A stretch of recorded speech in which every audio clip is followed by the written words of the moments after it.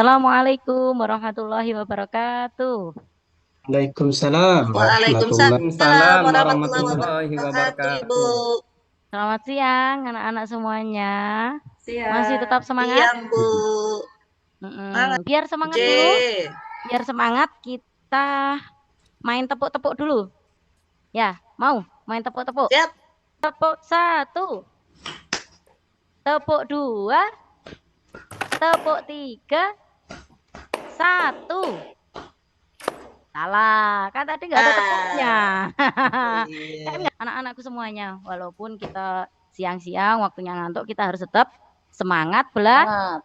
belajar. Apalagi kita sekarang belajar tentang SKI, yaitu kita belajar tentang sejarah.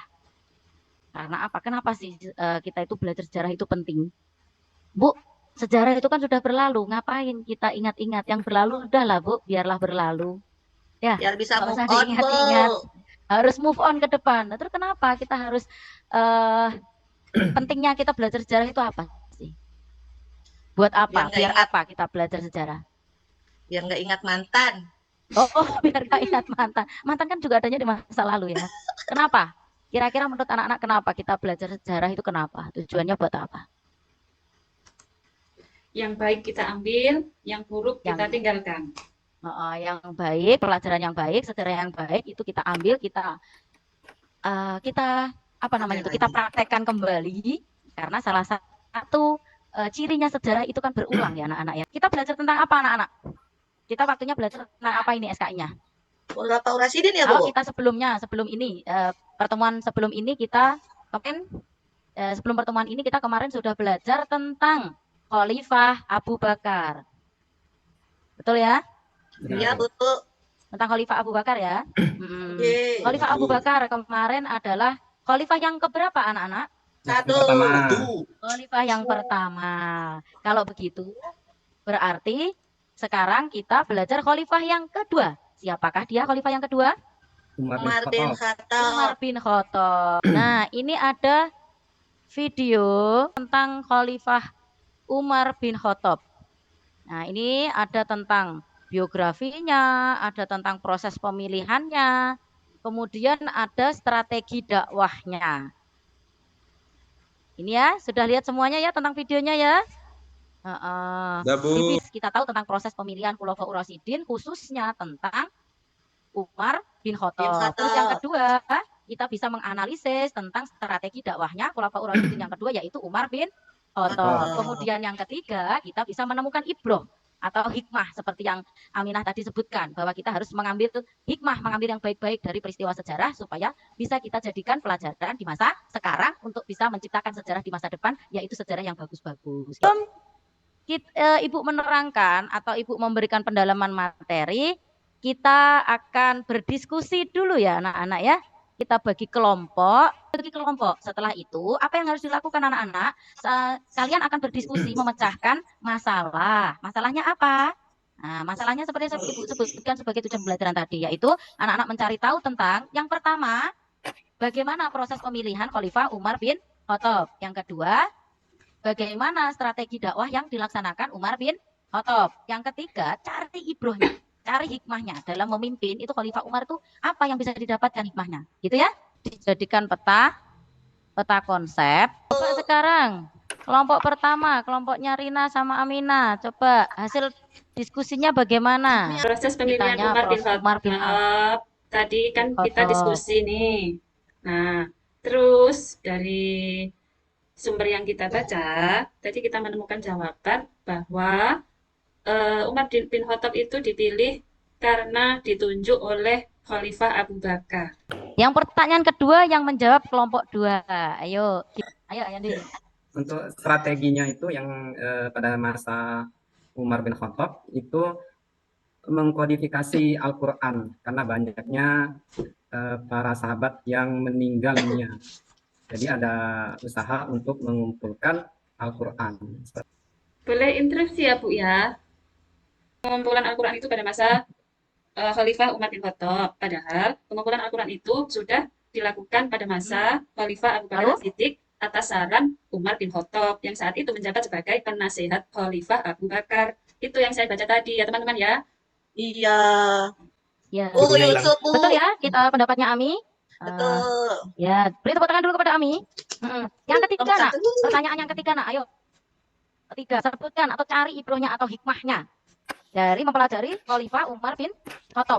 Kelompoknya siapa tadi? Kelompok 3. Iqbal. Sapi. Ya, sama Nur, sama Syafi'i, sama. Ya, ayo, siapa yang mau Yopi, mewakili? Yopi. Siapa yang mau mewakili? Saya, Bu. Oke. Ayo, apa nak hikmahnya, nak, yang bisa kita ambil? Hikmahnya, Bu, kita bisa meniru ketegasan dan keberanian si Umar. Kemudian kita bisa meniru cara musyawarahnya orang-orang saat itu untuk memilih pemimpin. Itu aja, Bu. Ini dimulai dari Umar bin biografinya Khalifah Umar bin Affan. Umar bin Hasan. Umar bin Umar bin Khattab. Khattab. Maaf. Ini tadi salah ketik, nak, ya. Sebentar. Ibu Umar bin ngantuk Khattab, ya. nak, Iya, ini tadi nulisnya pas bangun tidur jam 4 subuh, jadinya begini jadinya. Wah, mantap. Biografinya Umar bin Khattab. Setelah itu kita mempelajari tentang proses pemilihan Umar bin Khattab. Setelah itu kita mempelajari tentang strategi Strategi. dakwahnya. Tadi yang belum disebutkan anak-anak adalah pada masa Umar ini, Umar itu sudah pinter, sudah melek teknologi ya, karena sudah bisa mengatur administrasi negara dengan baik. Masalah mengatur administrasi negara itu tidak gampang loh ya, nak ya. Negara ini yang dipimpin bukan RT, bukan RW. Nah, tapi ini satu negara Arab itu yang memegang. Umar itu sudah diadministrasikan dengan baik seperti itu. Setelah Bu. itu tadi yang belum diceritakan juga oleh anak-anak adalah pada masa Umar ini juga mengeluarkan undang-undang. Jadi sudah ada yang namanya aturan. Jadi negara itu sudah mempunyai aturan.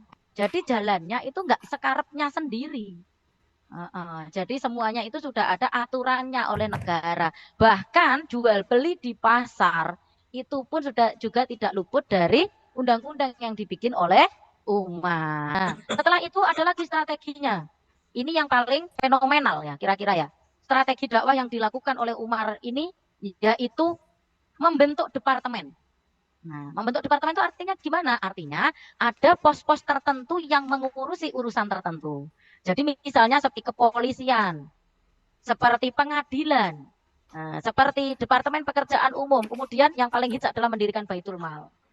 Nah, ini juga sudah mulai diterbitkannya mata uang sebagai alat ukur atau alat tukar perdagangan di negara tersebut dulu. Juga saat itu beliau menetapkan tahun Hijriah, dimulai dengan mulainya Nabi hijrah dari Mekah ke Madinah itu dihitung 1 Hijriah.